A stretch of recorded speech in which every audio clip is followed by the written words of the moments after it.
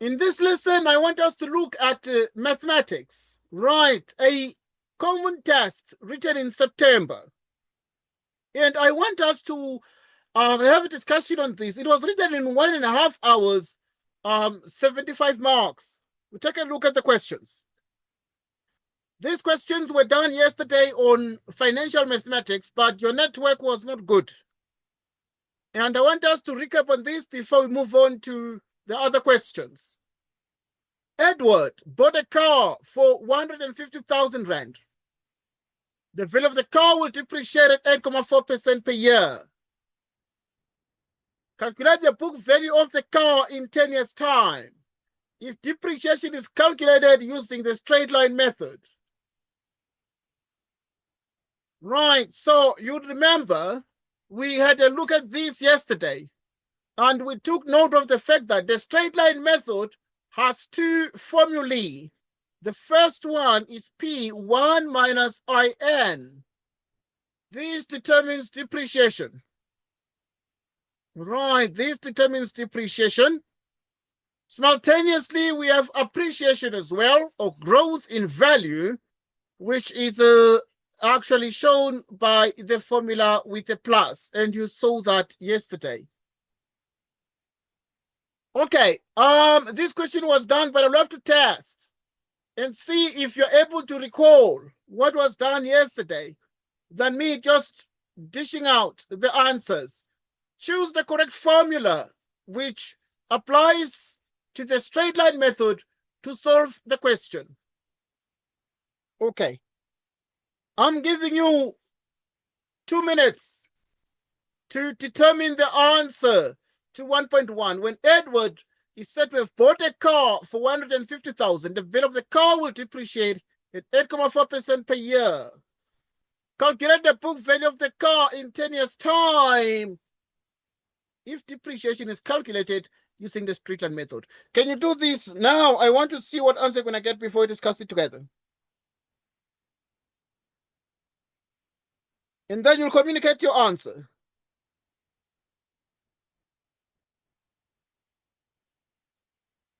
And then you'll communicate your answer.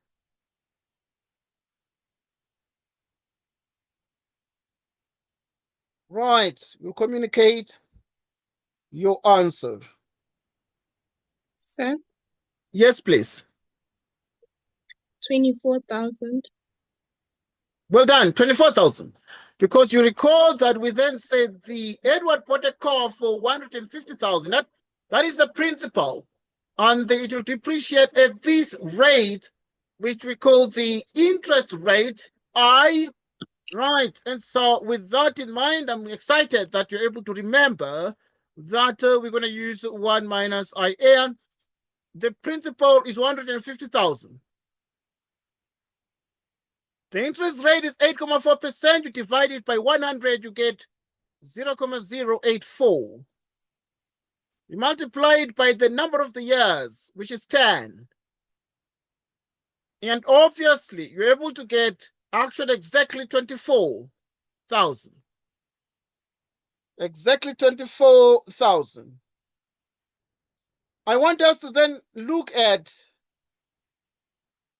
the next question. I want us to look at the next question. Okay, it's a recap of yesterday's discussion. Your network wasn't so good. But there are more questions we actually will look at. Not only finance, but we're looking at this September test. Right, 1.1.2 is the reducing balance method. Please, I'm giving you 2 minutes to do this reducing balance method and share your answer. 2 minutes.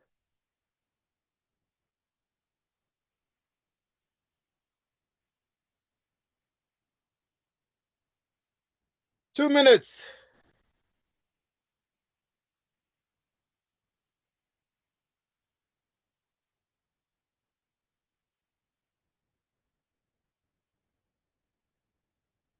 Please let us know when you're done.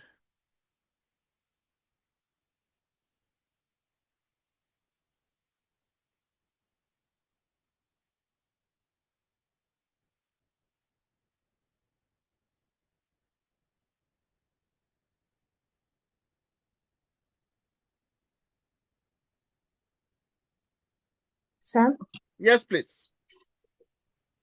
62,380.09. Well done. So the reducing balance method is A P1 minus I to the nth power.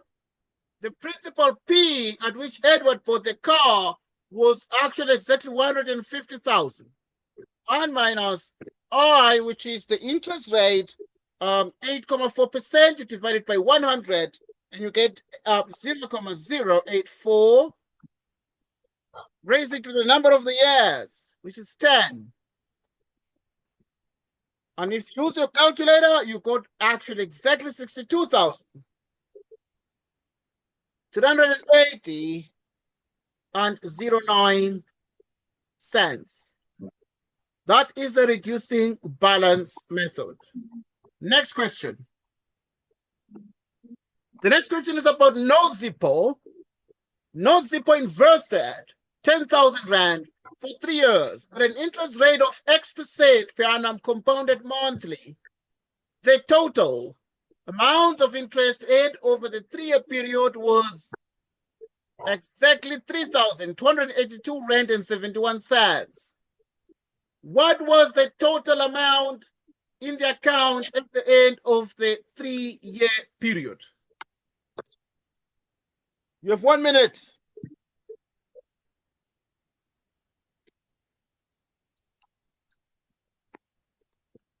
You have 1 minute.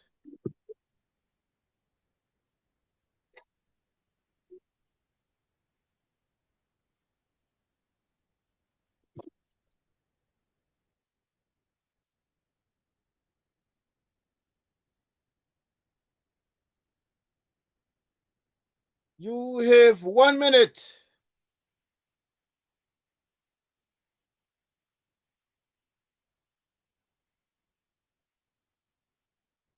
Right.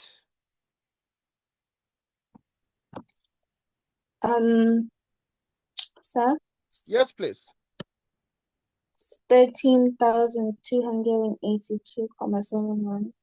Well done. So now we recall that to get the total amount is the present value together with the interest add.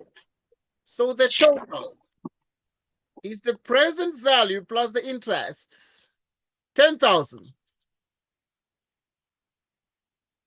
The interest is 3,282.71, and when you add everything here, you get exactly 13,282.71. Okay, so this is going to be the answer. So well done there. I'm glad you're able to get that one right. 1.1.2 is the next question. Calculate the value of X, the interest rate, for 5 marks. Can you try that one? The value of X, the interest rate.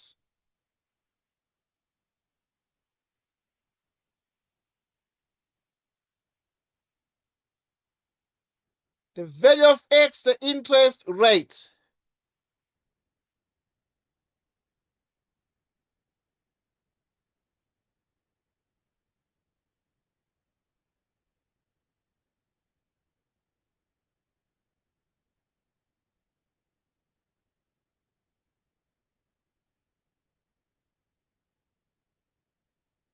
The value of X, the interest rate.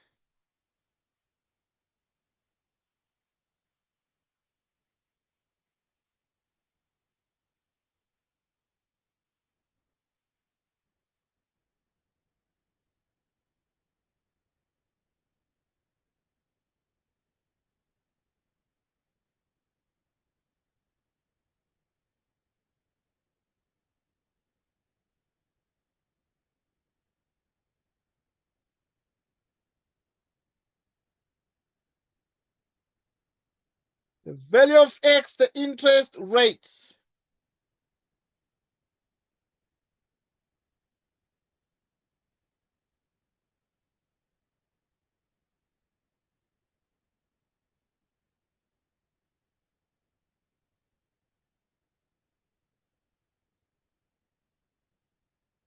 Right.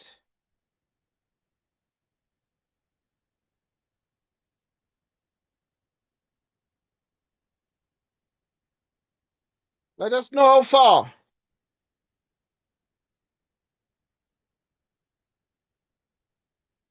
Let us know how far.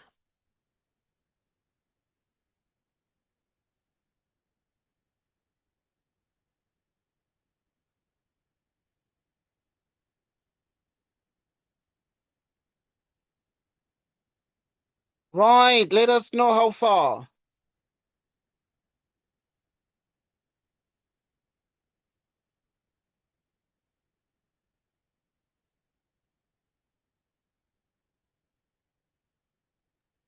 Right. So, Yes, please.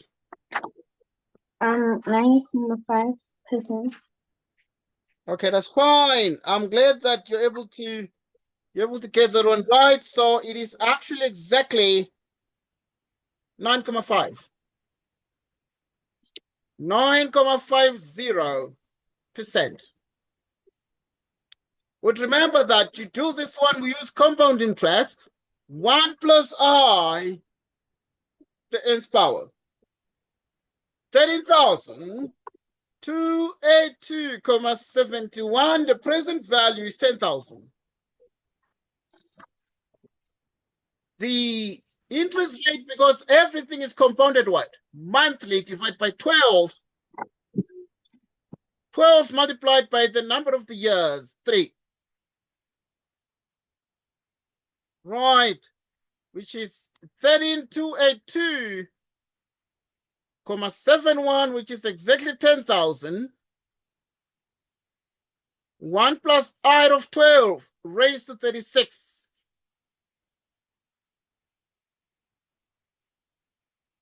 So which means if we divide the board, we divide by 10,000.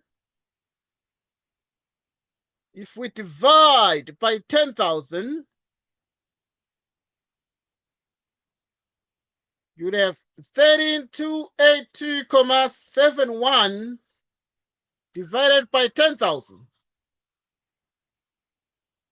which is exactly 1 plus I divided by 12 raised to 36. You want to solve for I, you take the 36th root. Right, the 36th root of 13,282.71 divided by 10,000. 1 plus I out of 12. I becomes, you subtract 1 multiplied by 12, so you'd have the 36th root of 13,282.71 divided by 10,000 minus 1. Right, we need to get the answer.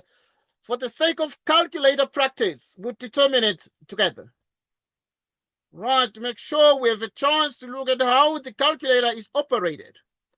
At this point, it is clear that we would take the number, we would punch the number 12, open bracket, and we'll punch in the general radical.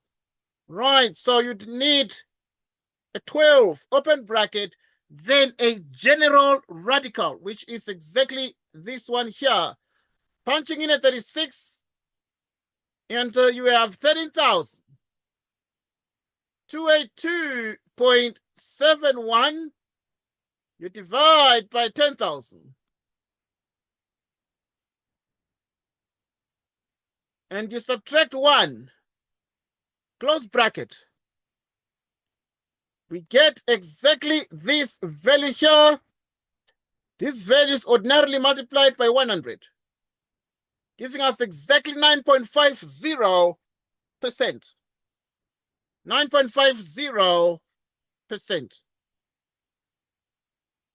9.50%. We move to the next question. In the next question now, if we already know that this one here, the total amount, the X, we've got 9.50%. We've got the final amount of the total, which is P plus the interest rate, which gave us exactly 10,000 plus 3,000, right, 282 Rand, which became 13,282.71. I'm giving you 3 minutes or just 2 minutes to calculate the effective interest rate. Effective interest rate. You have 2 minutes. You have exactly 2 minutes to calculate the effective interest rate. Right.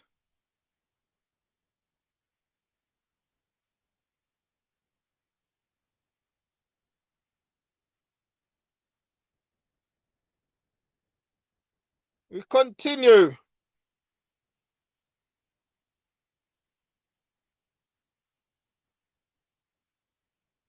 We continue.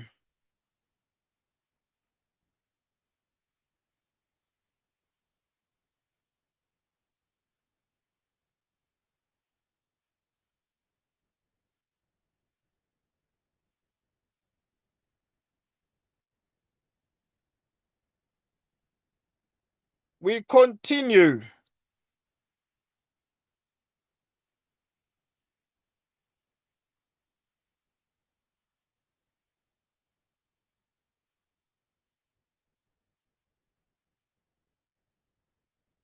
Right, so we continue.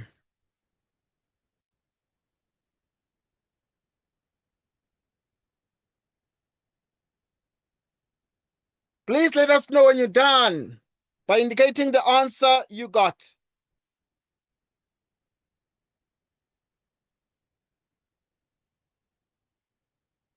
By indicating the answer you obtained. 9.92%. 9.92%. Right, 9.92%. Okay. Right, well done. Great memory. 1 plus or effective is actually always, but always, the same as the following. 1 plus I nominal divided by m raised to the mth power, meaning we want to find the effective rate of interest or the effective interest rate. It is therefore 1 plus, we got the nominal before, and it became 9.50% divided by 100, it's 0.095. You divide by 12, and you raise it to the 12th power, you minus 1. Right, for the sake of calculator practice, we determine the rate together, which is open bracket 1 plus 0.095 divided by 12 raised to the power 12 minus 1. What is the answer? It's exactly this one here, but obviously we just multiplied by 100. So let's write it in 2 stages, which means the effective rate of interest is this one here. It is exactly 0.099. Right, 247.58. We multiply it by 100. The decimal point is going to move 2 places to the right. 1, 2, giving us 9.92%. This is the law of multiplication. I want to actually demonstrate with the calculator how this can be done. We take a look. We multiply the answer by 100, and what we achieve is 9.92%. And this is the interest rate. It is the effective interest rate because the 0.095 is something we call the nominal interest rate. Right, what we call the nominal interest rate. Nominal interest rate.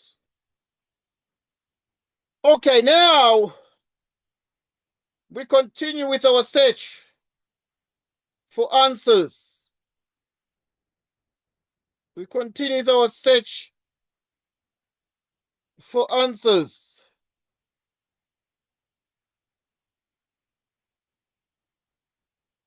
Right, we continue with our search for answers. Right, as we attempt to make sure that we understand exactly what is happening there. Right, dealing with the nominal interest rate together with the effective interest rate. I want us to look at the next question. Previn's grandmother gave him an amount of money as a gift. He opened a savings account and deposited the full amount into his account. The amount paid interest at the rate of 9% per annum compounded quarterly. He withdrew, Previn himself, 70,000 Rand from the account. So there was a withdrawal of 70,000 Rand. Now, the interest rate, actually is exactly 9%. We're going to divide that by 100. However, it is compounded quarterly. Previn withdrew 70,000 from the account 1 year after his initial deposit. At the end of the next year, the balance in the account was 72,838 Rand and 6 cents. Calculate how much money Previn received from his grandmother. Please try this question. You have 3 minutes. You have 3 minutes. You have 3 minutes.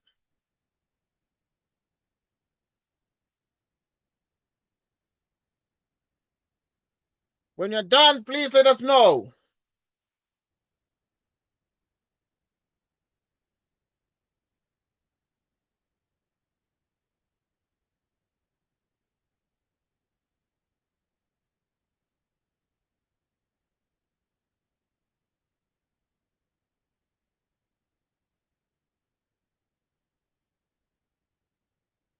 When you're done, please let us know.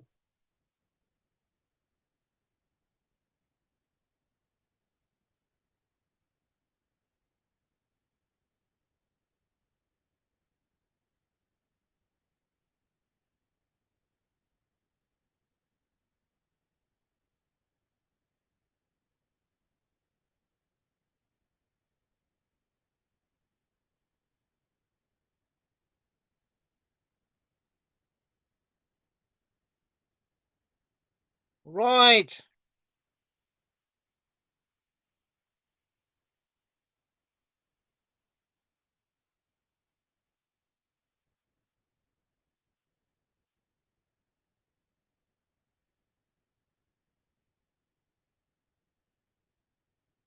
Please let us know. Then we shall discuss the details of this finance question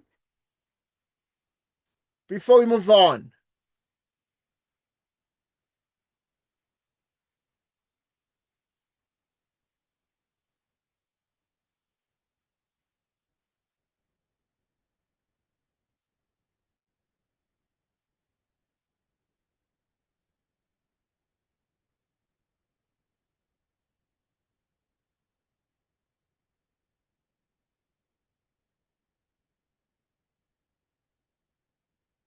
Please let us know when you're done and the answer you got.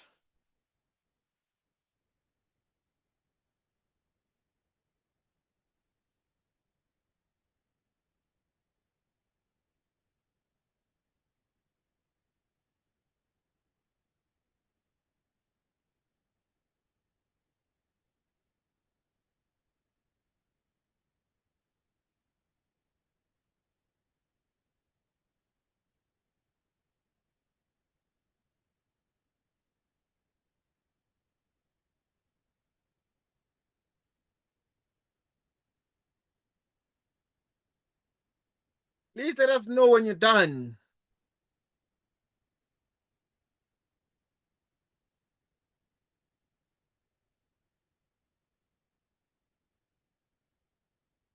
Please let us know when you're done.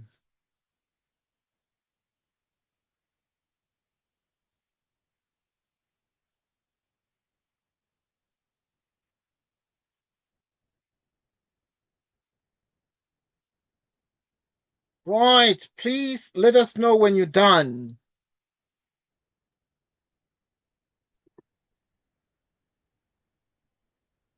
Okay, then we're going to discuss so that you can understand the question. Maybe it's a long story. It might look like a long story and too complicated.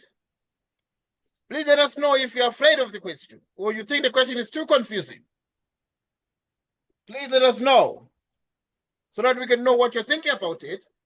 If maybe you're like, okay, but this is too long, this is confusing, you let us know so that we can find a way to make sure that this question is understood.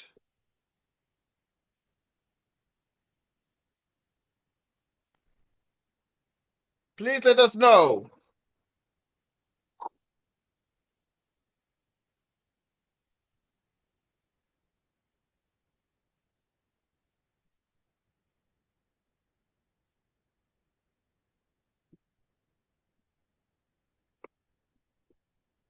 Please let us know.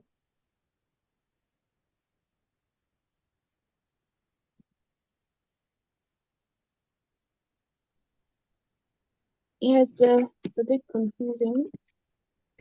It's a bit confusing. Okay, that's fine, but yes.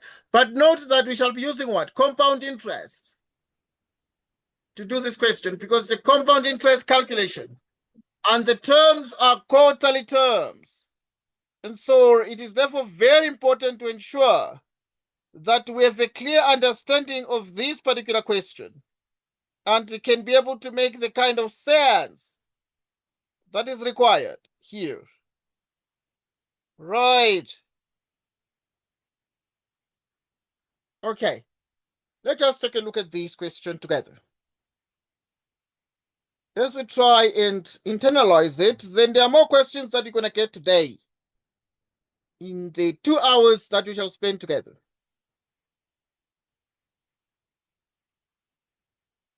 Compound interest is A equals the present value 1 plus I to the nth power. This is compound interest. We note that Previn's grandmother gave him, so there's a timeline that we use. Right. But if Previn's grandmother gave him an amount of money as a gift, he opened a savings account and deposited the full amount into his account.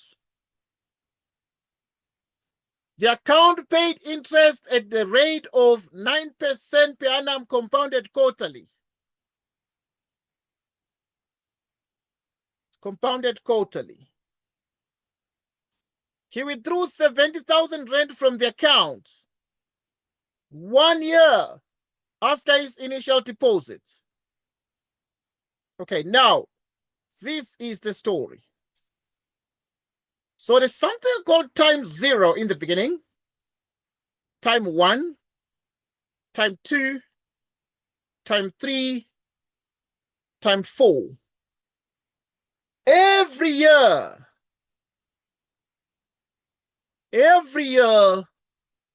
that is a year, has 4 quarters.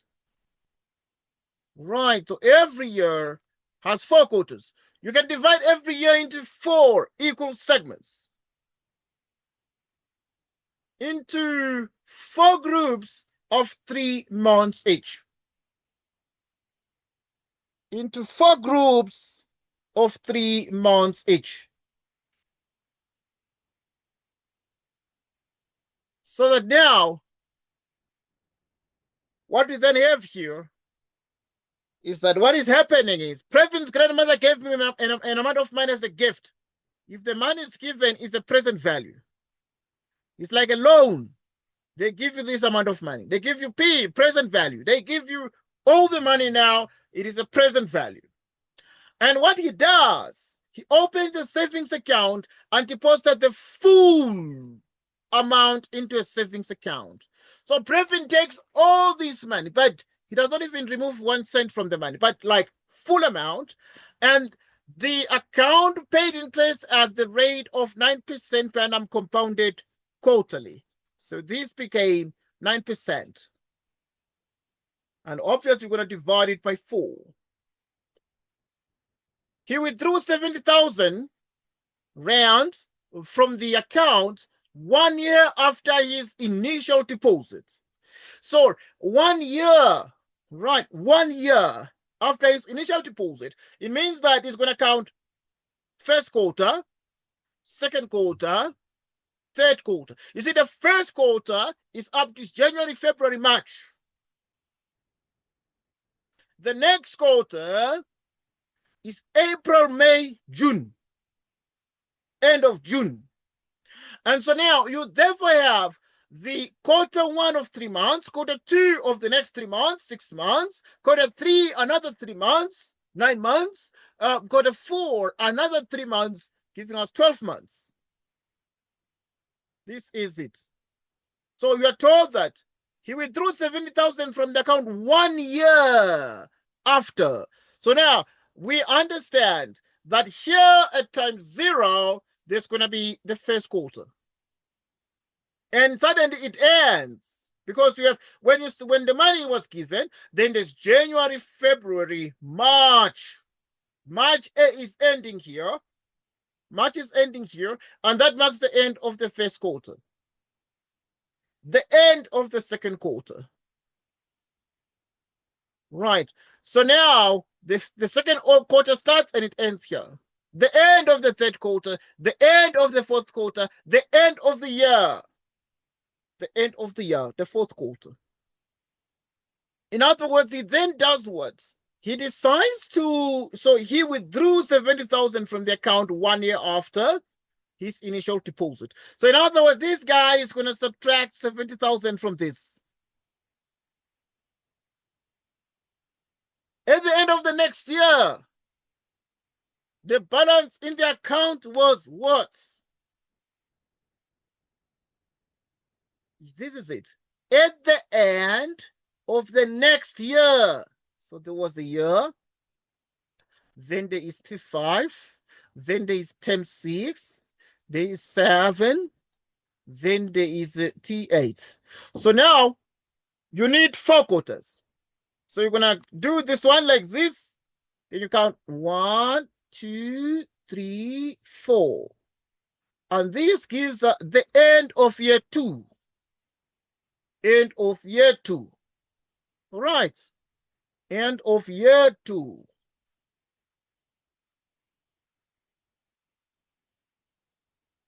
Now, at the end of the next year, which is year 2, the balance in the account was exactly 72,000 and that.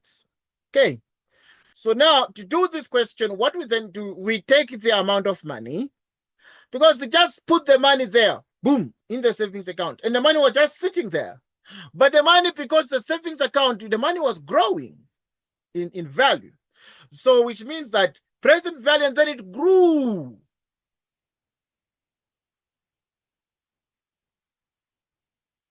One plus 0.09. And then you divide this by 4.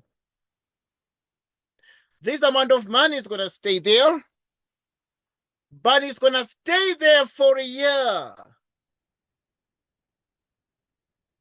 Right, it's going to stay there for 4 quarters, for a year. So you put 4 here. When the money has stayed there, after 1 year, he removes 70,000. He withdraws some of the money. And then, after withdrawing, we want to know at the end of the next year, the balance in the account was this. So there's 1 plus 0.09, you divide by 4. And you have the following. Right, we have the following.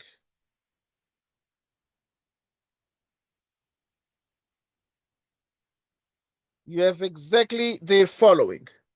So now the next year means that it's going to stay for another 4 terms, another 4 quarters. It's going to stay for another what? Another 4 quarters for the next year.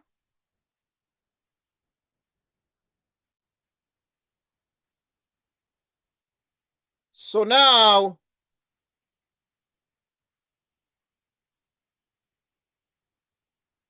it is exactly the same as what?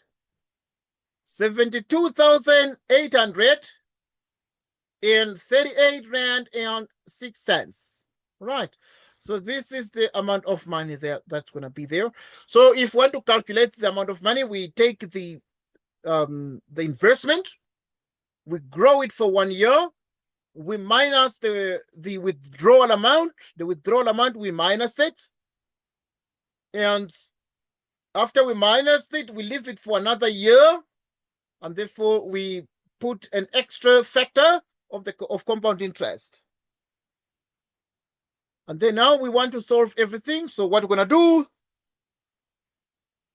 is that we're going to divide this one by that.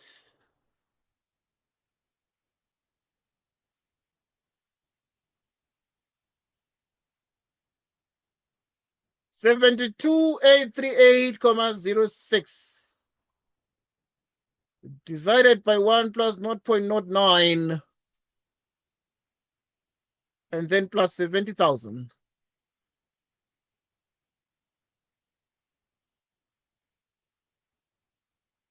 Now, what you then do, you divide it by this, and then you move the 70,000, and then now the present value, then you're going to divide by this one. Using the red color, you take 72,838.06.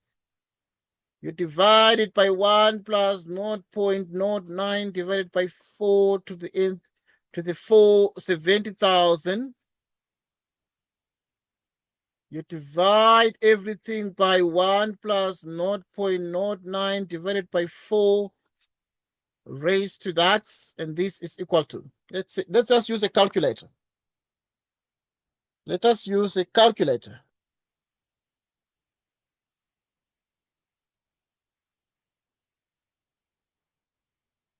Division 72,838.06. You divide by the following. 1 plus 0.09 divided by 4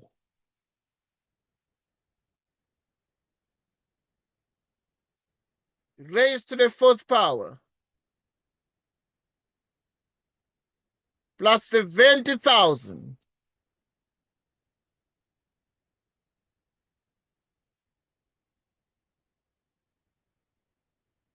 and then this is 0.09 divided by 4 close bracket raised to the 4th power. So this is actually exactly the following. 0.99999, etc. So is actually exactly 125,000. Exactly that. 125,000. 125,000. Any question? Anything you want to ask? Anything you do not understand about this question, Previn's question? Any challenges that you think you have about this question?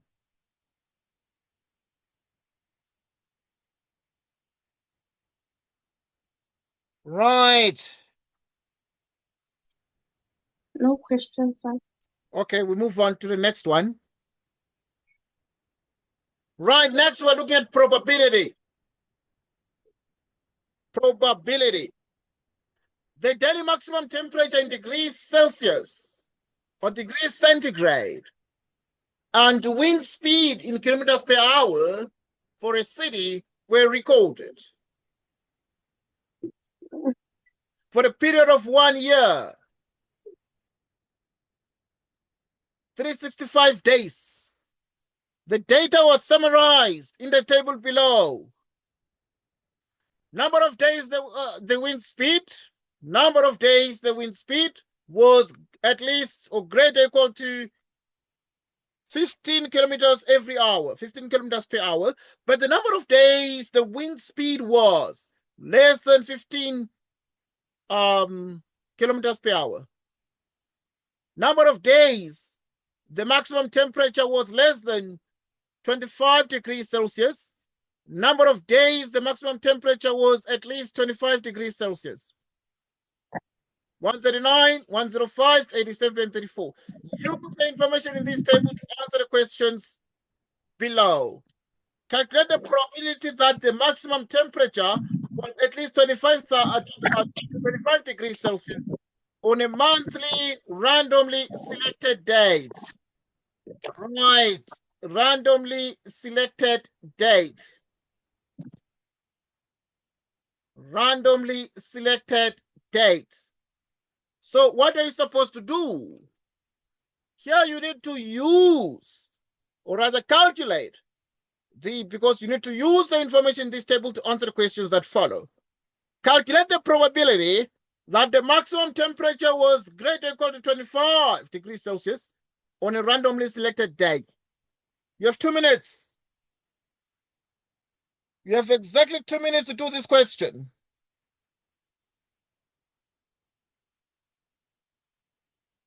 Right.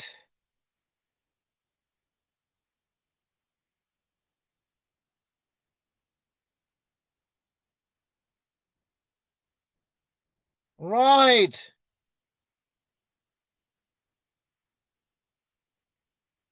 Right.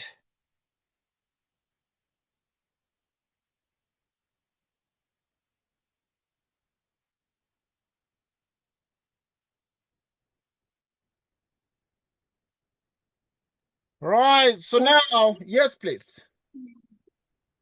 I said 105 plus 34, which is close to 139, over 360 is equals to 0.39. Okay, good. Let us check what you are saying there. So the probability here, which means you're going to find the probability of temperature at least 25 degrees, which is 139 divided by the total period 365 days.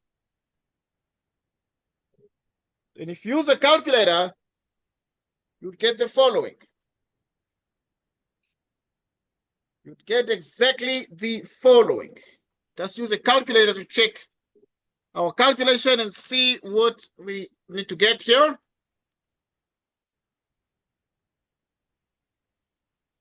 So now if you're going to say, here is our calculator. So you're going to have 139 divided by 365, which is 0.38. 0.38, or yeah. So you're going to get 0.38. 0.38 is exactly the same as 38,08%. Any question? Any question? No question. Let's look at the next one. Calculate the probability that the maximum temperature was greater or equal to 25 degrees Celsius and the wind speed was greater or equal to 15 kilometers per hour on a randomly selected day for 2 marks. You have 2 minutes. You have 2 minutes.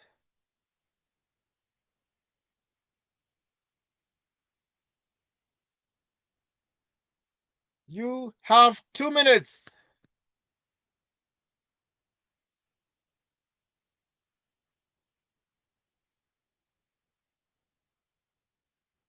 You have exactly 2 minutes to do this question.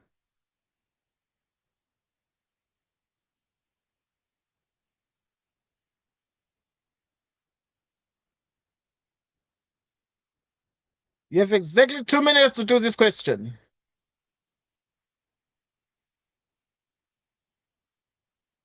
Please let us know when you're done.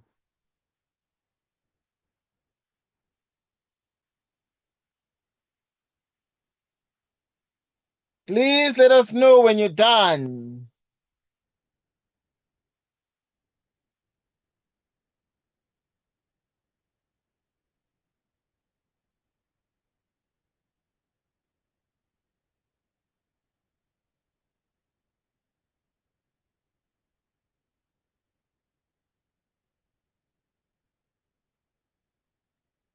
So, Yes, please.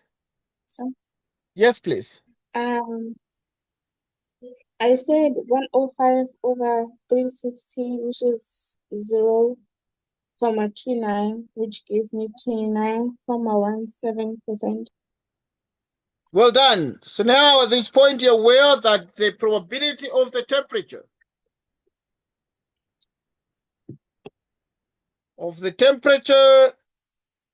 greater or equal to 25 degrees Celsius and wind speed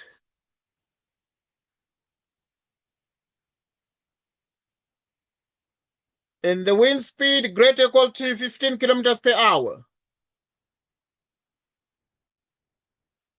This would be the same as this one here, where the number of days maximum temperature was greater or equal to 25 degrees and this greater or equal to 15. You have exactly 105 divided by 365. And see, when you get the answer to these,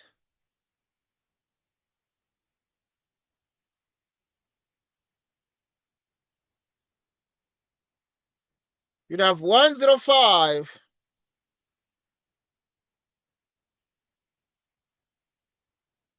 105. Right, so you have 105. You divide by 365.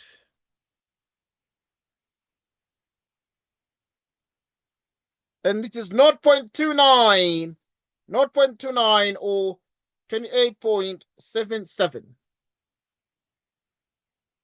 0.29, or we can say it is actually exactly 28.77%.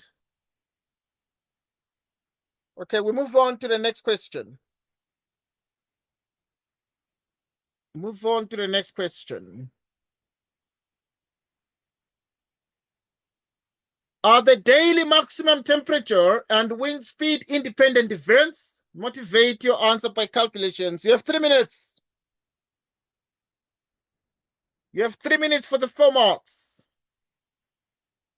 Please let us know when you're done. And then we can see what to do, if you got it right or not. If you got it right or not.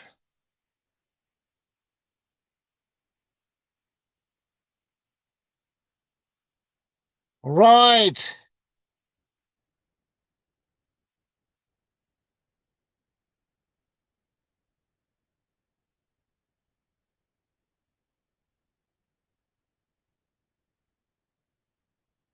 Right. So we continue.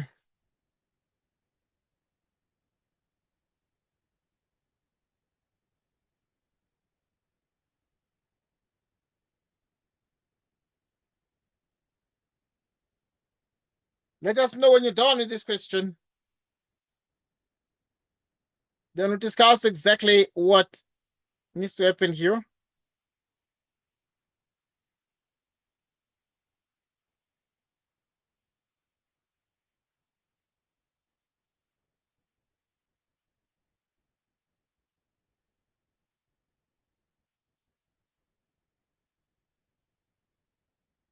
So we continue. Specialist in the Northwest is pushing to break stereotypes that it's a difficult subject. Tebogo Mokoena, or Jobewa Maths, as he is affectionately crowned the best mathematics teacher in the country at the National Teachers Awards in 2022, says he wants to change the narrative that maths is a So we continue. course. It changes the name into a course. Or jogo dlala ka maths cyanide tsenya course. So when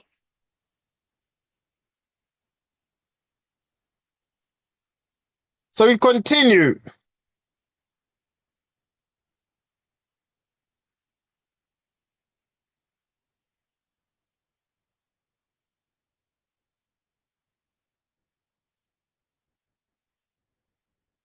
So we continue.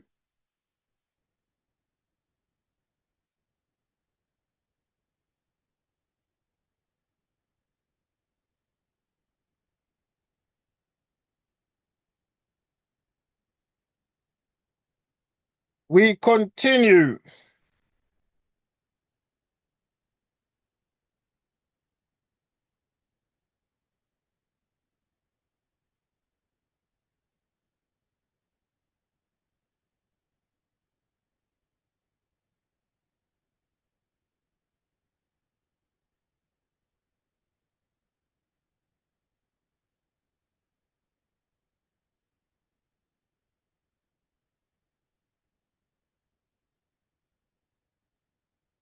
Let us know when you're done.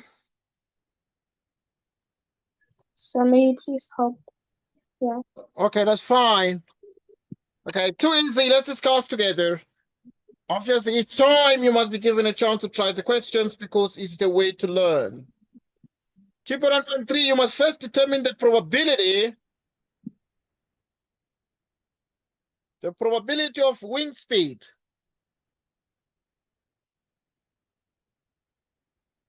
The probability of wind speed that is greater or equal to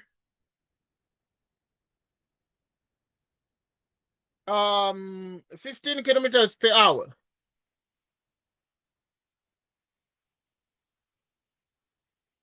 Right, let us look at the probability of wind speed that is greater or equal to 15 kilometers per hour. So if you add this one and this one, 139 plus 105 is equal to what? 244. So you take 244, you divide by 365, and you get the answer. Using a calculator, it is actually exactly 0.67, like so. You simultaneously proceed to compute the following, that whenever now you are dealing with the probability of temperature that is at least 25 degrees Celsius, the probability of wind speed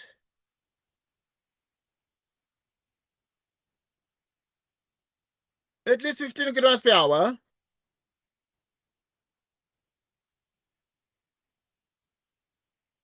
then what is the probability of at least 25 degrees Celsius? We got it in the previous question and we got 0.38. Multiply the probability of at least, because you are dealing with the daily maximum temperatures and wind speed. So we are dealing with maximum temperature and also wind speed. Right, and so now we actually know the probability of wind speed that is maximum. Right, so obviously now that wind speed has probability of 0.67. Let us use a calculator to check the answer.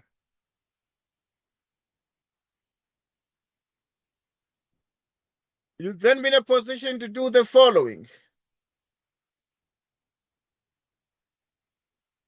0.38 times 0.67. It is 0.25. 0.25. Right. And so what is the observation here? In the previous question, we're able to get the probability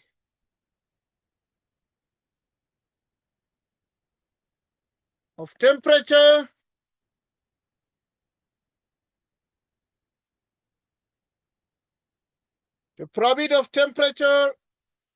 at least 25. And the following. Right, and the following. So you have exactly the following.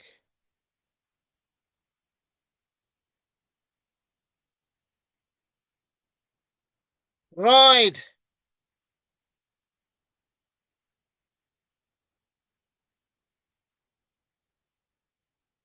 Right. We continue. We continue.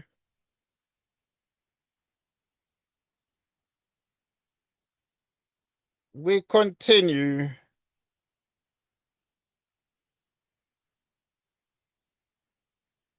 Right, we continue. So that in this case, then you have the temperature that is at least 25 degrees Celsius and wind speed. Right, now the wind speed.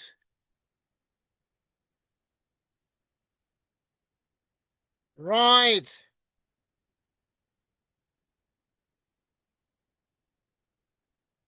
We continue.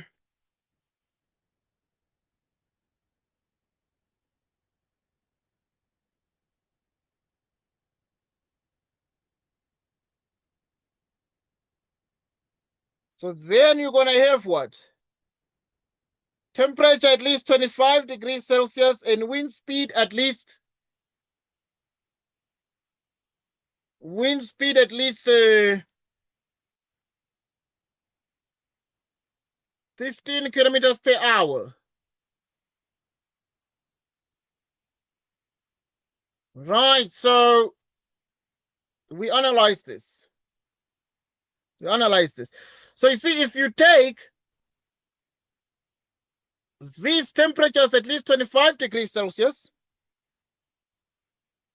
and the wind speeds that are at least 15 kilometers per hour, we look at the previous question. And we got that answer to be what? These temperatures at least 25 degrees Celsius and wind speed at least 15 kilometers per hour, we got 0.29. Right, so this one became 0.29. But this one, when you multiply them, the probability of temperature at least 25 degrees Celsius times the probability of wind speed at least 15 kilometers per hour. You will therefore have the product of these, which is 0.25. We can see that 0.29 compared to 0.25, these are not equal to each other. 0.29 is not equal to 0.25. And the conclusion, therefore, is that, therefore, the temperature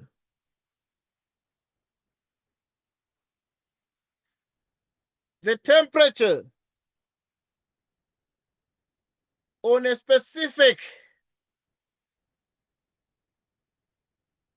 on a specific day and the wind speed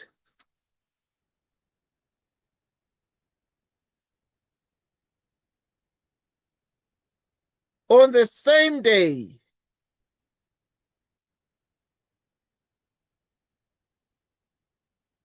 are not independent events, are not independent, are not independent events. These are not independent events. Right, these are not independent events. Right.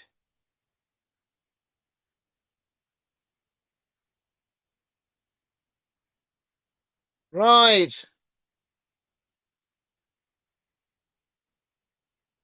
So we continue. We continue. Why they're not independent events? Because 0.29 is not equal to 0.25. So these are not equal to each other. If these were equal to each other, we'd be talking of what we call independent events. But obviously these are not such events. We move to the next question. 2.2 is about for two events A and B, it is given that the probability of A is 0.3, the probability of A and B is 0.2, the probability of not B is 0.25, where A and B are two different events. Draw a Venn diagram to actually represent this particular information. Draw a Venn diagram to represent this particular information.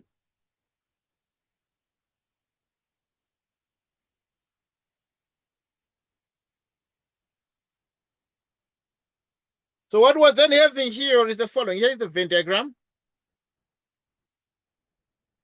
This is called the universal set. The probability of the entire sample space is 1.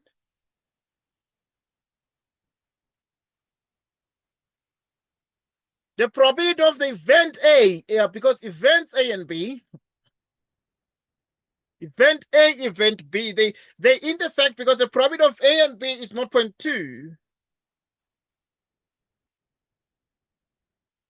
The probability of A alone is 0.3.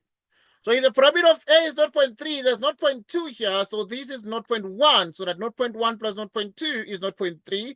The probability of not B, right, so and it is 0.25. Right, and so obviously now we will fill that in there, where A and B are two different events. So now the probability of not B can be determined as well. Because what would not B mean? So not B would mean everything that is not in B, but in the sample space. So which means, therefore, the probability of not B will take care of this particular region that is all over the place. Right, which is all over the place. And so the question would simultaneously then mean, what then is the probability of B? Right, and so to actually settle this question, we actually continue as follows. We're asking the questions. What probability is going to be put here outside A and B? And what probability is going to be put here in B? Right, so try this particular question and give us the answer. So now I'm going to call this one X, and I'm going to call this one Y. Right, so now tell us, in the Venn diagram case, what X is and what Y is. I want to see what you're going to do. X and Y. What is X? and what is y?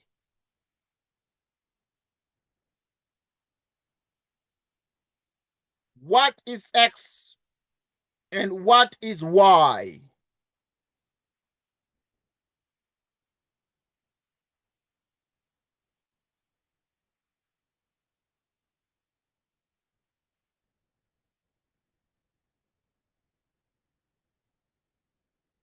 Right, please let us know when you're done.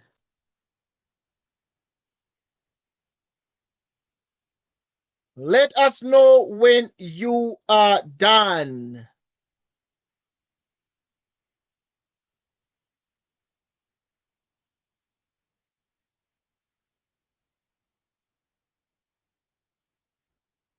Let us know when you are done.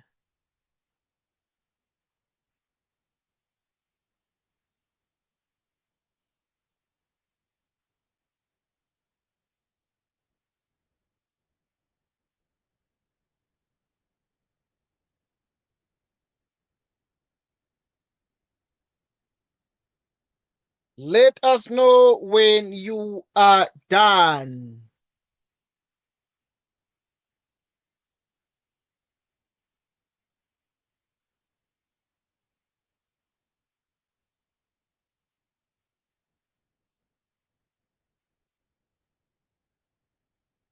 How far?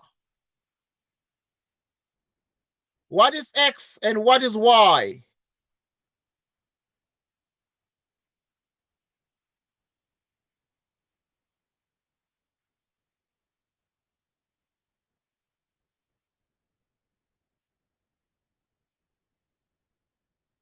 What is x and what is y?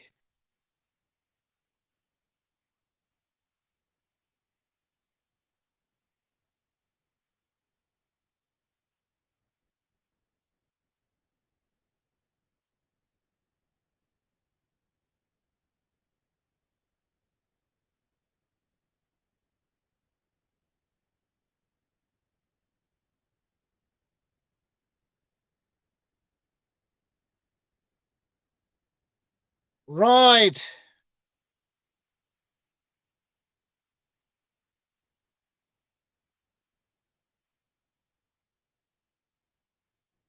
What is x and what is y?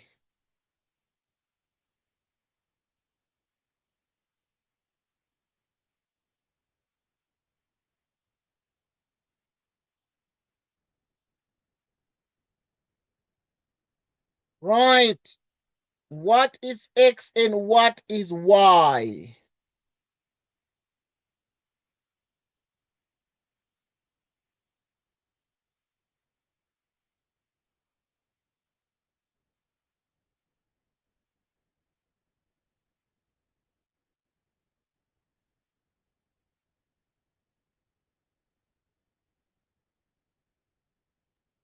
Okay, so How far?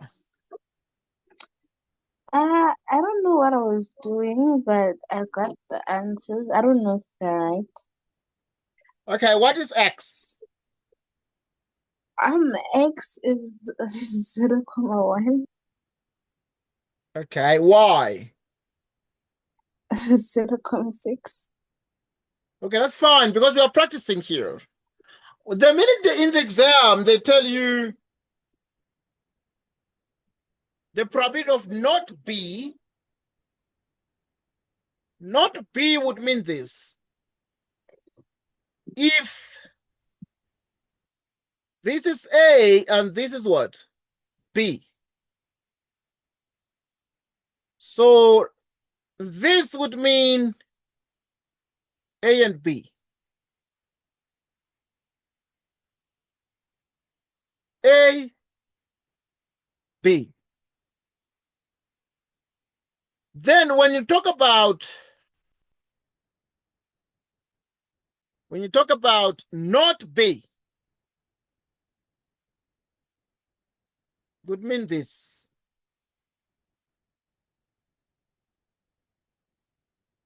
We shade not B. And that will be not B.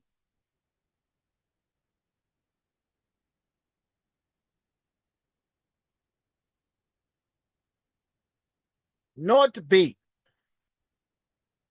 In the same way that, so you shade everything outside B.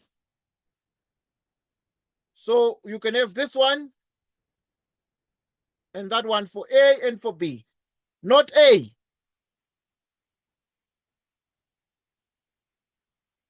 This would be not A.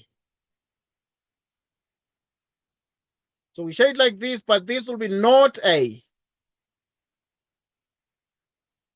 So with this kind of understanding, we want to know the probability of, if it's not B, it means everything that is outside B must be 0.25. So it means that now there's already a 0.1. So you must then say, out of the 0.25, you subtract 0.1.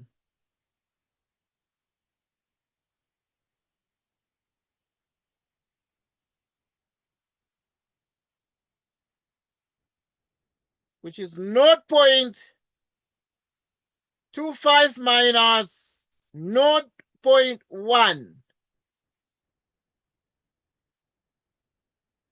which is 0.15.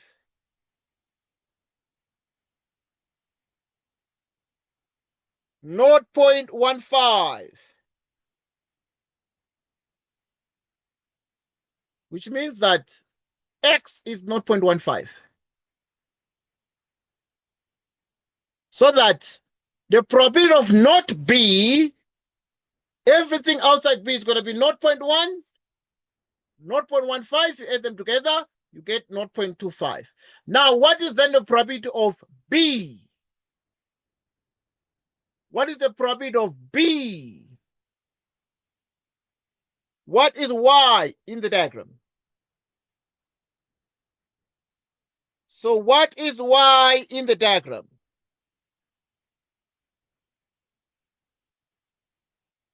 What is Y in the diagram? Find Y. That is the exercise. We found X. Find Y in the diagram. That is the probability of only B. Only B. What would the probability of only B be in this case? Find the probability of only B. Y. What is Y in the diagram? I'm testing your skills to do probability calculations. This was written by grade 11s in KZN, but we are practicing and we will continue right into the week doing more provincial papers that were written in November and so on and so forth. But probability is there, part of your grade 11 curriculum, part of your final exams. This was a grade 11 paper, but obviously we're gonna do more papers. But find Y. This one, Y, that one. What is this? The probability of only B, what is it? The probability of only B, what is it? You have 2 minutes. I'm testing you. You'll forgive me that I'm testing you.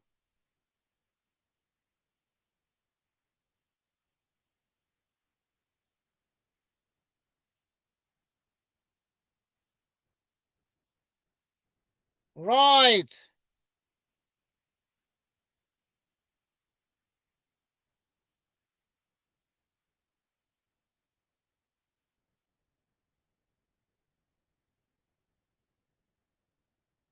Right.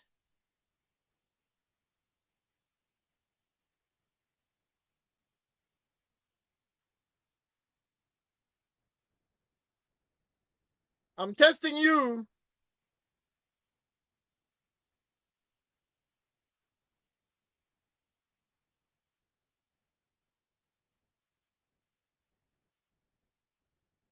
How far?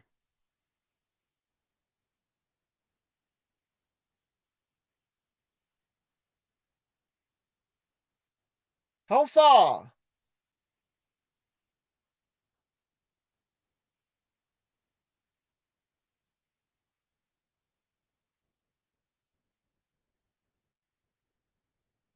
How far?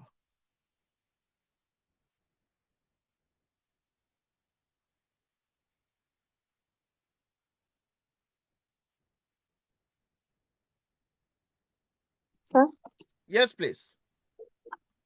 I got 0.55. I don't know. You got 0.55. Is Well done. That's correct. okay. So this one is 0.55. How did you get 0.55? Just curious because you got the correct answer. Oh wow, so Yes. um I added all of them. I said 0.1 plus 0.2 plus 0.15 plus y is equals to 1. Yes. And then it's solved for y. Well Yes. done. Correct. Well done. Well done. That is the correct way to do it. Okay. So you can then just say from 1 you minus. So y is equal to from 1 you minus 0.1, you minus 0.2, you minus 0.15.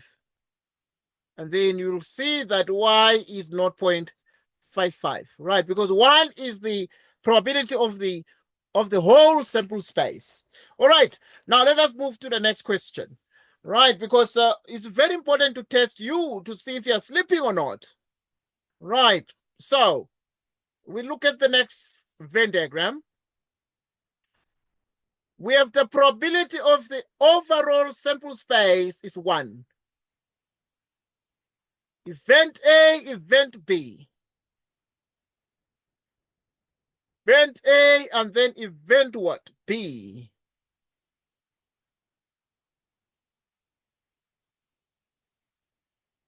Not 0.2, 0.1, 0.55, 0.5. Determine the probability of, this is the Venn diagram we just drew now.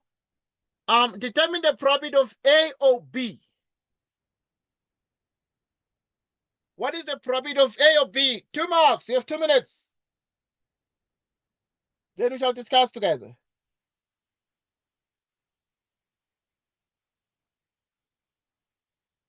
Right. You have 2 minutes.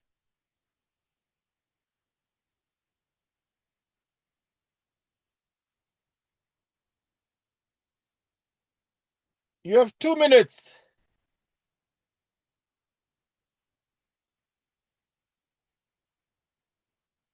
What is the probability of A or B?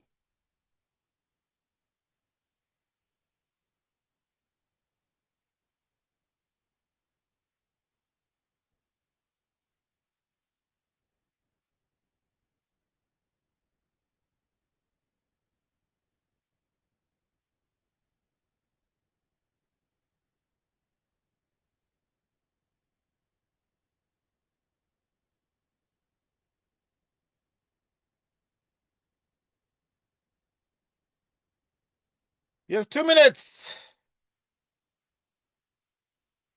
The probability of A or B.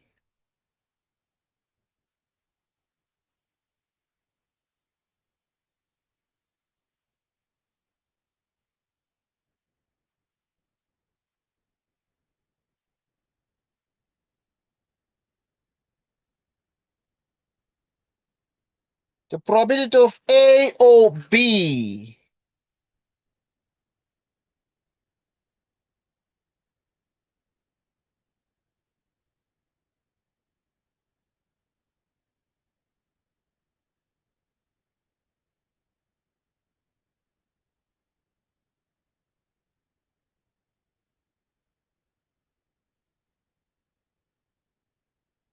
What is the probability of A or B?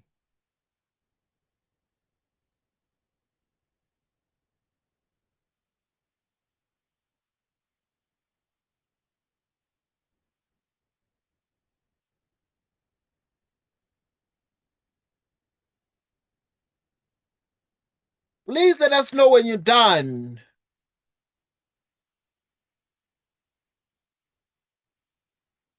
2 marks. 2 minutes.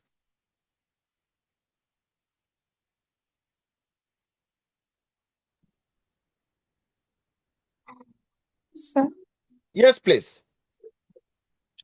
I got 0.45. You got 0.45. What did you do? I used the rule, the addition rule of P, probability of A or B is equals to probability of A plus probability of B minus probability of A and B. Well done. So the probability of A or B is actually the probability of A plus the probability of B minus the probability of what? Of A and B, yeah? Good. That is the addition rule. So that the probability of A or B is the probability of A. The probability of A is what? In other words, in this case, we can see the probability of A. What exactly is the probability of A? The probability of A is 0.3. And the probability of B is this one plus this one, 0.2 and 0.55 is the probability of B in the whole event. So now it's going to be 0.75 minus the probability of A and B. A and B is the intersection, and the probability there is 0.2. Right? Oh, so I used the ones on the On the diagram. I said 0.1 plus 0.55. Okay, good. Let's check that one. So the probability of A or B, it is correct to think that way. So you did 0.1 plus 0.55. What did you get as the answer if you sum the two? I got 0.65. 0.65 Yes, and then I said minus 0.2. minus 0.2. And you got Yes. 0.45. Okay, that's fine. We're learning. It's not that we're going to decide whether to promote you or not based on this paper. You must also remember that your grade 11 marks are very important for entering to university. So this is not joke. It's your future, it's your life. So you need to go all out and make sure you become a go-getter. Right, so this is the answer. So the answer is 0.85. So it means therefore the probability of A or B is this one, which is 0.85.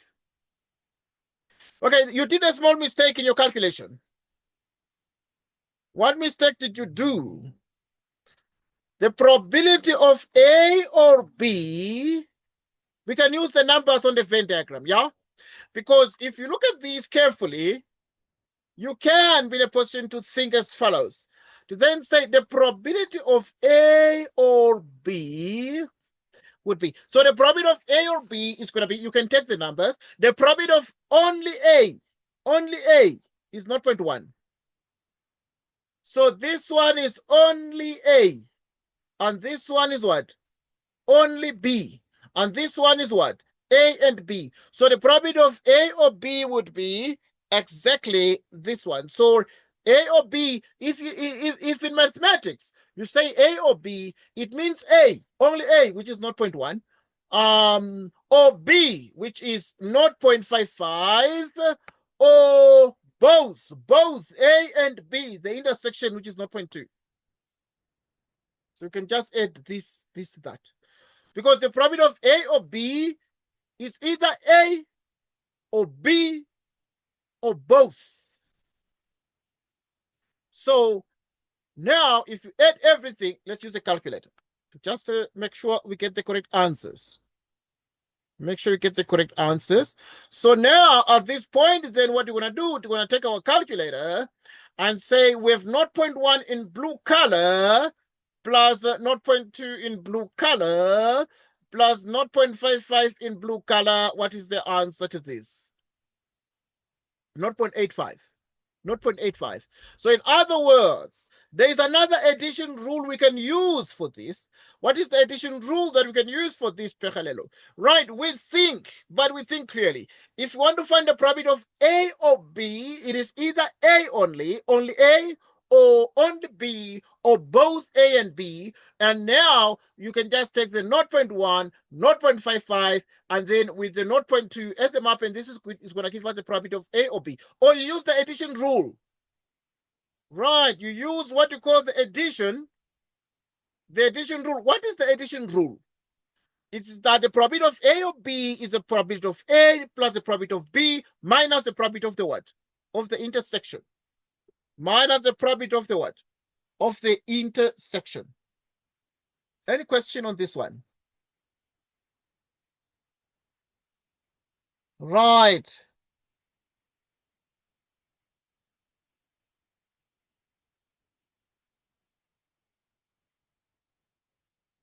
Okay, any question? No, sir. Okay, move on. Let's try the next one. Let us look at this one now about Sizwe. Let's answer the questions about Sizwe. Sizwe is enrolled with the driving school that guarantees that he will pass the test. So Sizwe wants to know how to drive cars. So what Sizwe is doing is that he goes to a driving school, and the driving school is guaranteeing that he will pass the test to obtain his driver's license. He's guaranteeing that he will pass the test to obtain his driver's license. The probability that he will pass the driving test on his first attempt is 2 out of 5. If he fails on his first attempt, the probability that Caesar will pass the test on any attempt in the future is 2 over 3. So either Caesar is going to pass the test, or he might not pass the test, he might fail the test. So those are the possible outcomes. Calculate the probability that Caesar will pass the test in 2 attempts. Calculate the probability that Caesar will pass the test in 2 attempts. You have 2 minutes. Then we'll discuss the corrections. Then we discuss the corrections.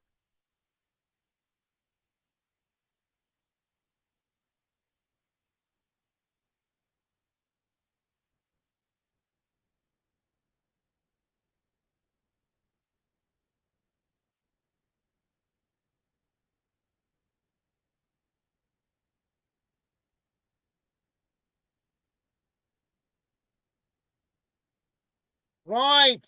You have 2 minutes.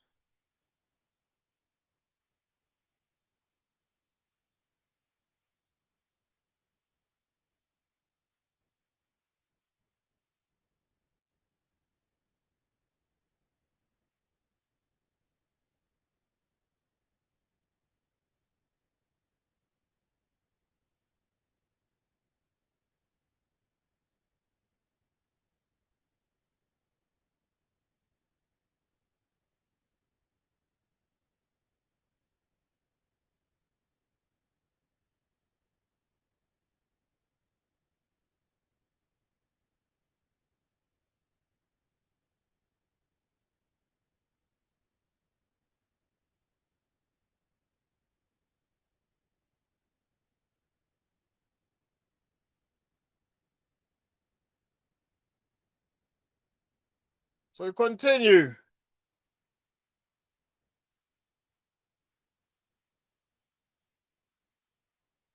Lord Jesus Christ. Hallelujah. You are Lord and God of. Right. Please let us know when you're done.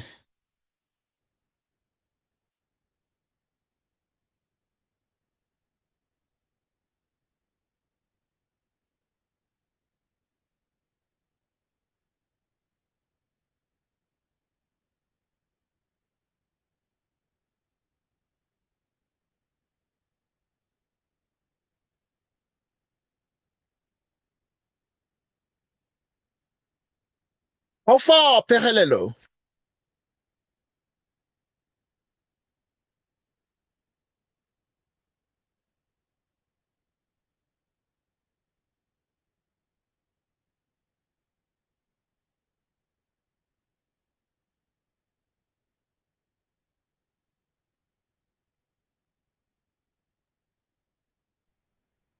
Sir, please help. I don't understand. Okay, that's good. Because I thought it is a very simple question. Let us do the question like this. So we're going to use something we call a tree diagram to make sure that we can think clearly. The probability that he will pass the driving test on his first attempt. So there's going to be a first attempt.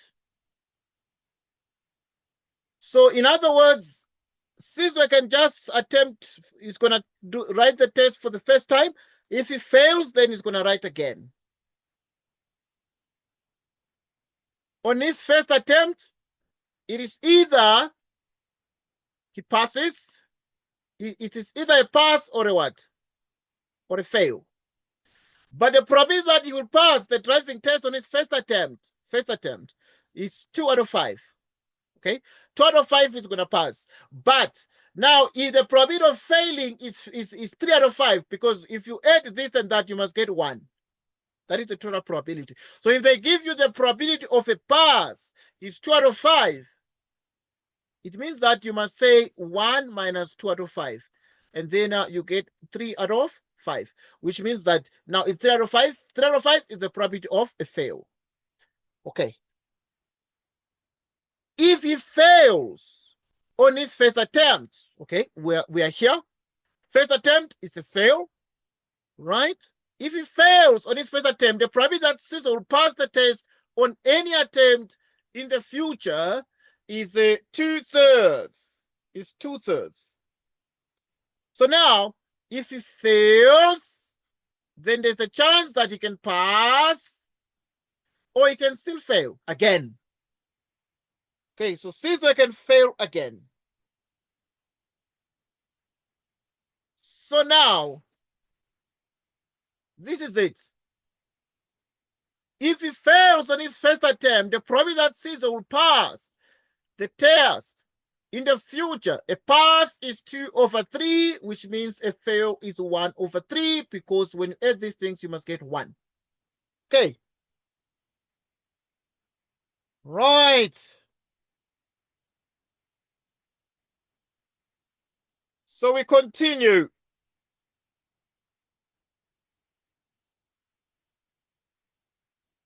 We continue.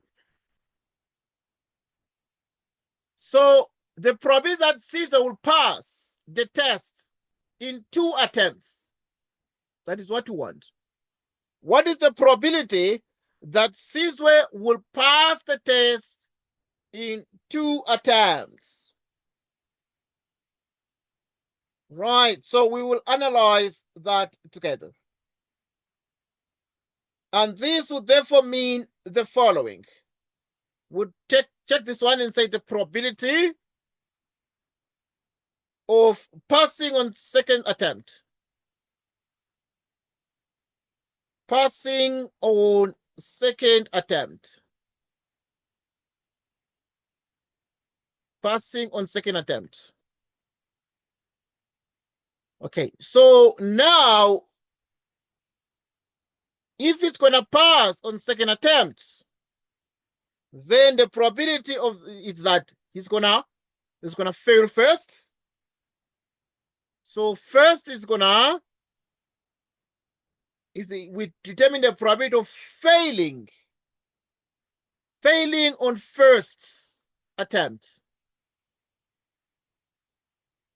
Failing on first attempt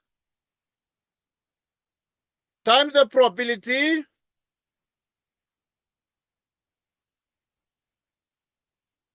of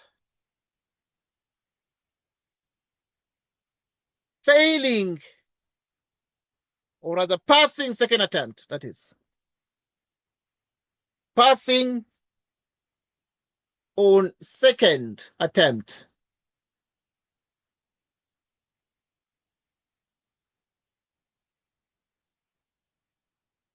The probability of failing on first attempt. The probability of passing on second attempt.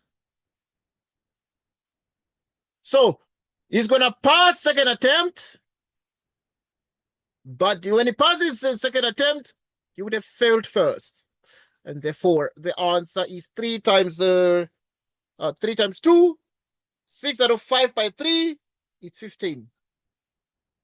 Divided by 3, 2 out of 5. And we have 0, 40. 0, 40. Any question?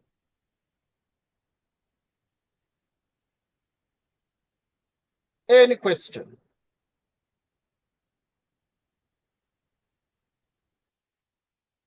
Any question?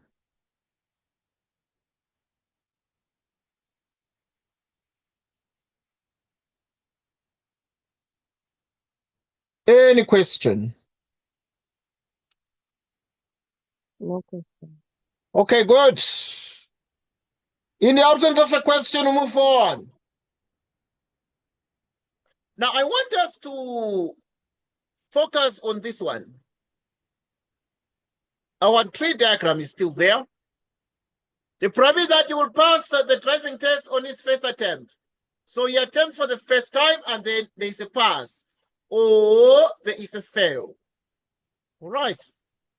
So now the probability that you will pass the driving test on his first attempt, the probability of a pass is 5 out of 3, and then the probability of 2 out of 5, and the probability of a fail. Okay, if they give the probability of a pass, you then say the total probability is 1 minus the probability of a pass, so that you take the LCD here, and then you say out of 1. 5 divided by 1 is 5 by 1, 5 minus 2, giving us 3 out of 5. So the probability of a fail is 3 out of 5.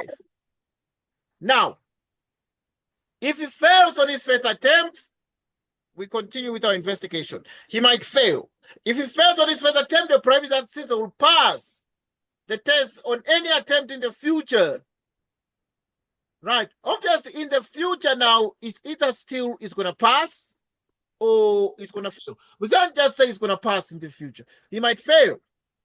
But if he fails on his first attempt, the probability that Caesar will pass the test on any attempt in the future is 2/3. And then this one is 1/3. Calculate the probability that Caesar will pass the test in 3 attempts. This one is yours for 2 minutes. Calculate the probability that Caesar will pass the test in 3 attempts. Because now we can then say, in 3 attempts, it's yours. Over to you. Let me know, please, when you're done with it. Because the aim is not to spoon feed you, but we need to train you as a soldier. You are going to war. You are in the army. You need to practice. You need to be trained. You need to exercise your muscles. You must flex your muscles if you are to become the kind of a champion in war. But now we can't just let the soldier that is going to fight in war just chill and eat ice cream all the time and not train. You see, then we're like committing suicide, because the soldier, when they get to war, there the muscles are stiff. The muscles are stiff, and the soldier cannot do anything. And the enemy will be very delighted. That's what is happening there in Russia and Ukraine, because it is the same thing that is happening there. Okay. So this is it. This is it. Please let us know when you're done.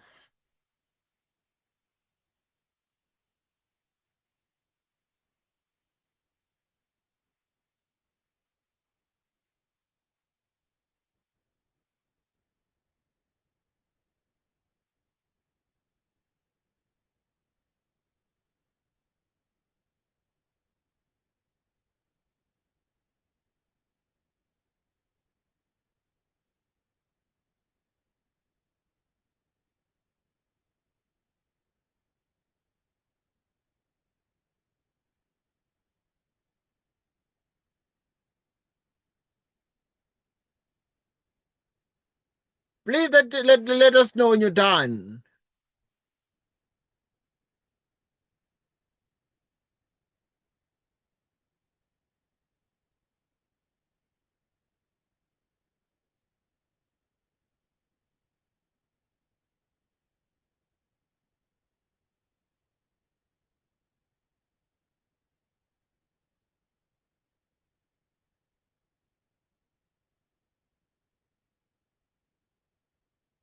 Let us know when you're done.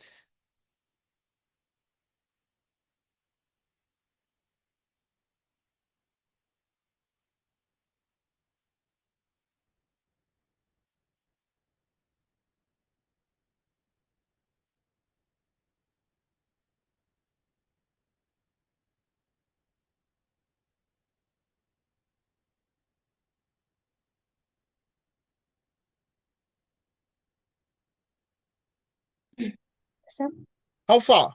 Yes, please.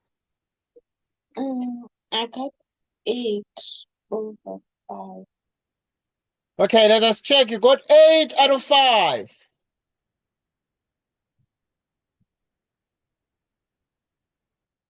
Okay, let us check this out together. So the probability that Caesar will pass in 3 attempts. For Caesar to pass in 3 attempts, he must fail and fail and then pass. So which means that now it's going to be like this. This is the tree diagram because this one is going to be in the future. So in the future, then the probabilities are going to be the same. The probability of passing in the future is 2 over 3, and that one is 1 over 3. So now we are dealing with 3 attempts here. So now the probability of Caesar, because now we must be realistic. Caesar must pass after 3 attempts. So he must fail twice. So now we're then saying with passing on 3rd attempt.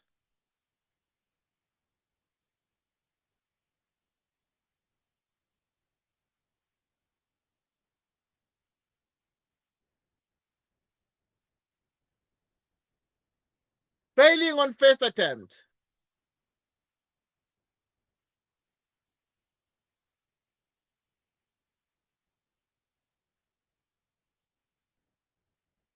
Failing on 2nd attempt.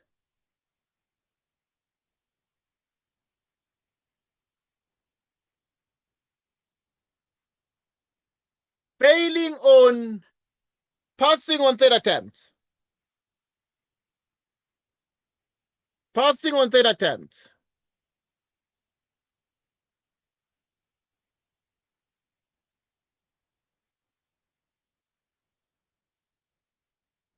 So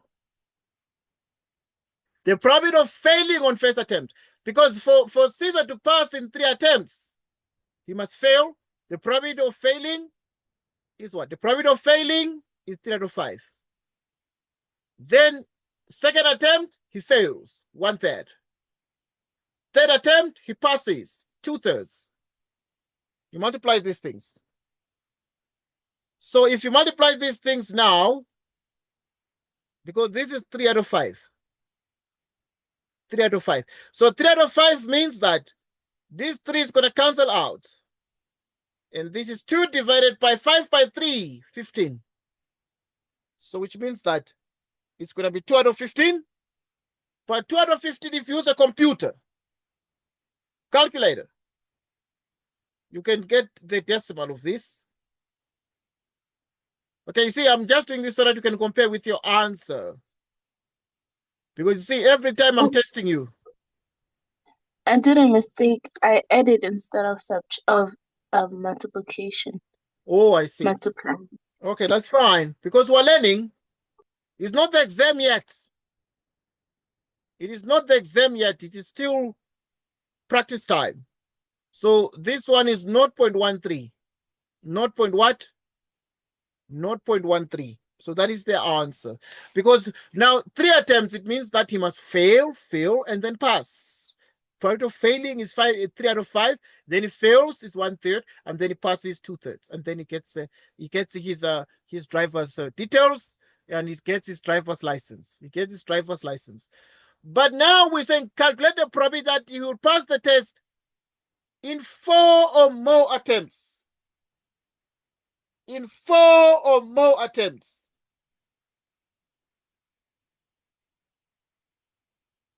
Okay, you have this one. You have 2 minutes.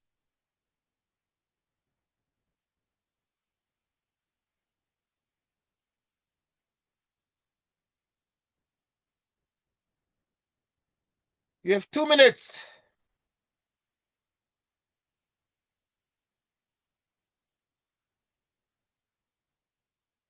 You have 2 minutes.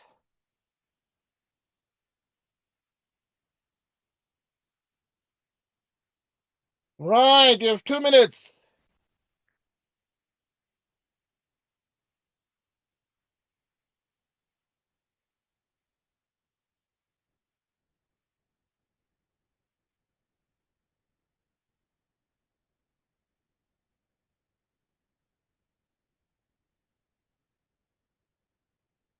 We continue.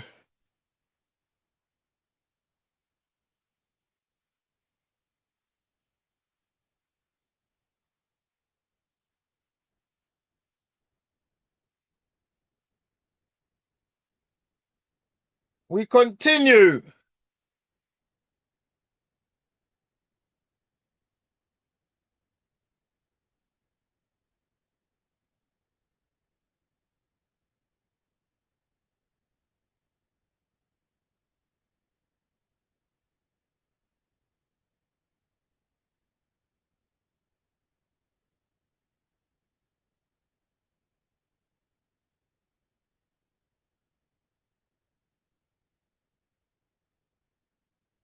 We continue.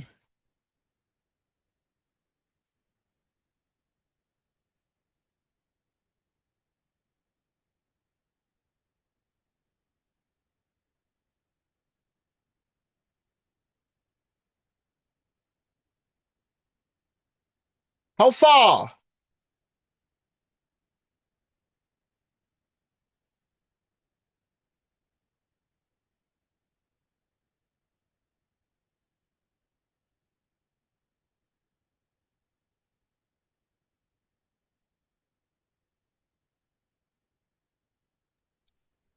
I got 2/45. Let's say, okay, that's fine because we're practicing. There's no train smash. We're going to deal with this. So to do that question, we're going to start like this. Either there's a pass or a fail. So the probability that you will pass, it's 2 out of 5. The probability of a fail is 3 out of 5. We saw that one, and we understand why that is the case. If he fails on his first attempt, the operator will pass the test on any attempt in the future. So you have a pass and a fail. The probability that Caesar will pass the test on his on any attempt in the future, it's 2/3. So the probability of failing is 1/3. And this will be the second attempt. The third attempt is the same thing. It's either he passes or either there's a pass or there's a fail. 2/3, 1/3. 4 attempts. All right, so this means that the probability of this means that the probability of passing on 4th attempt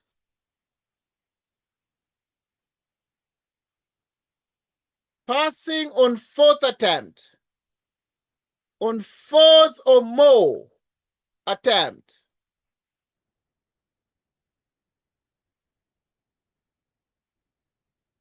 is 1 minus the probability of passing on 1st, 2nd, or 3rd attempt.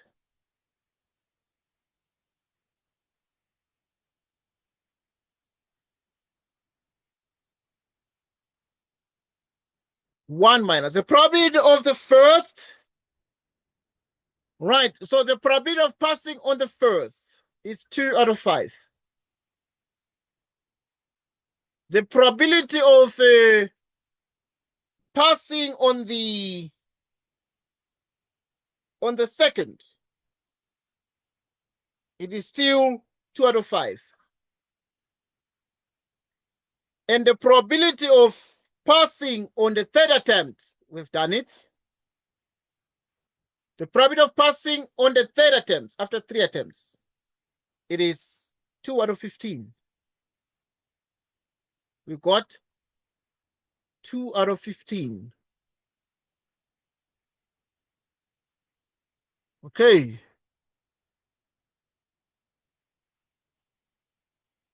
Then the probability of passing in 2 attempts, we got 2 out of 5. The probability of passing in 2 attempts, we got 2 out of 5 here. But obviously, the probability of passing first attempt is this, 2 out of 5. The probability of passing in 2 attempts, first attempt is 2 out of 5. 2 attempts is 2 out of 5, we got it before. And the probability of passing 3 attempts is 2 out of 15. In 3 attempts, it's 2 out of 15. How do we know? We did it here, 2 out of 15. 2 out of 15, 3 attempts. All right.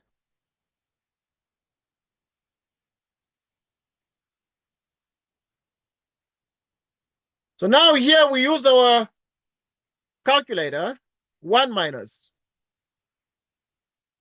We can take out 15 here.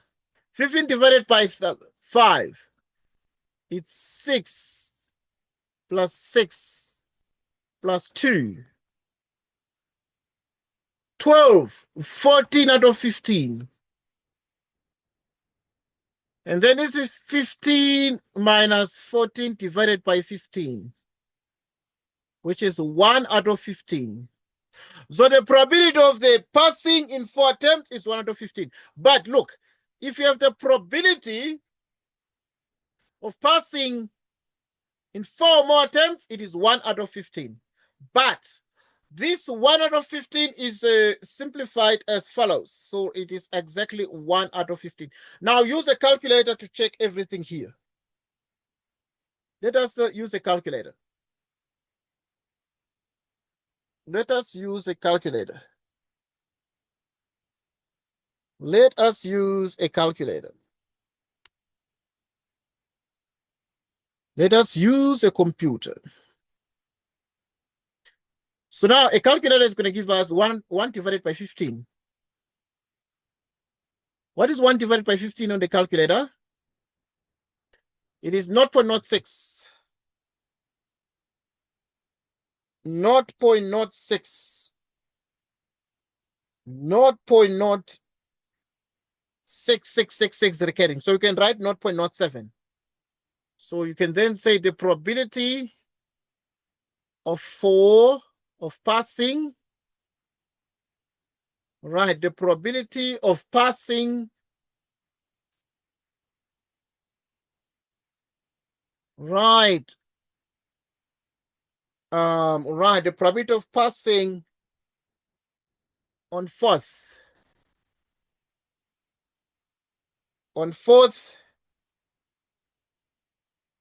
or more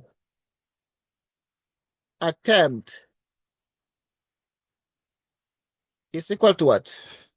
We said it's 115, that is what we've got, but it is 0.07.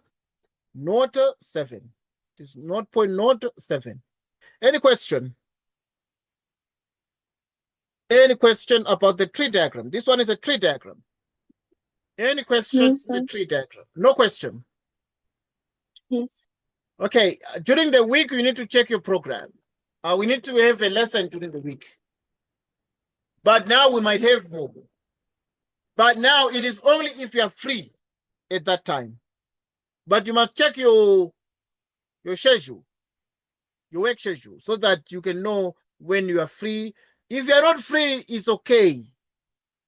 I'm not saying you need to be free when you are busy. You get the point.